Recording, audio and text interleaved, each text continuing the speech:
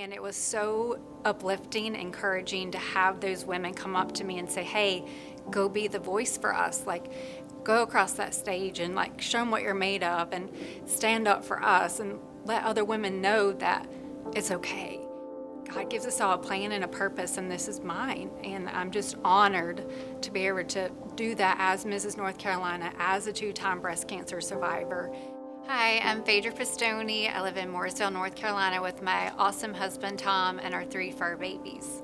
So I was first diagnosed in November of 2016. I felt a lump, I was under 40, so I went in for a checkup thinking like, oh, this is nothing, not a big deal. And little did we know, no one in my family has it, and it was a shock. My husband and I found ourselves sitting in front of 2 doctors telling me that I had breast cancer, and it's like, what are you even talking about? Like, I was healthy and, living life to the fullest, and I felt like I had so much going for me, and that was just a shock. Kind of put us back a little bit. I searched a lot trying to understand what that really meant because I had no clue. Like I say, no one in my family had it, and no one around me had it, so it was just trying to figure out really what that meant. I was fine with it. I was like, okay, let's get it out. Let's be done with it. But I kind of got really sad and depressed afterwards because I'm like, oh, like now a piece of me is gone. And then I look at this scar every time I take my shirt off, trying to figure out like, what does this mean? I told my husband, love pageants. I was like, can I do like a pageant? I feel like I'm in a funk, and that just gives me a goal and something to work towards.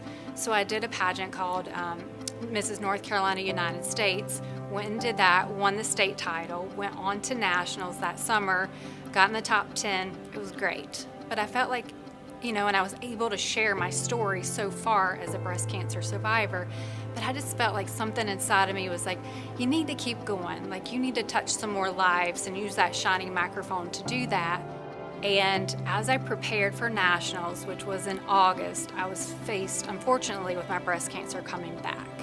And this time we knew, like, oh gosh, we've really got to be aggressive about this. We've got to handle it right now and take care of it. And that was the struggle because I'm like, I'm trying to go to Mrs. America. Like, how can I, have surgery or whatnot? But then I'm like, okay, my health is a little more important than a pageant. So we stepped back from that. I did a bilateral mastectomy in May.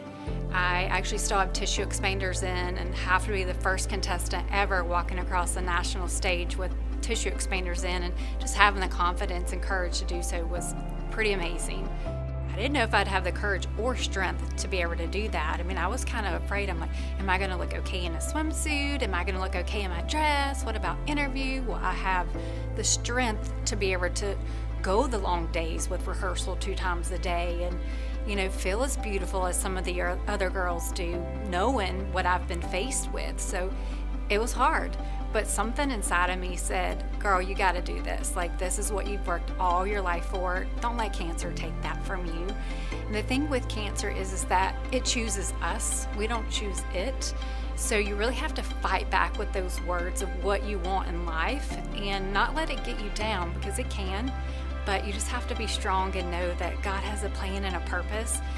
Community is so important because you feel so alone once you hear the words you have breast cancer, and to know the support of American Cancer Society that's behind you 110% is hands down like priceless. You see the impact that they're making within our community. Some of the other ones you don't see as much, but with American Cancer Society you really see it firsthand, and I'm honored to be a part of that.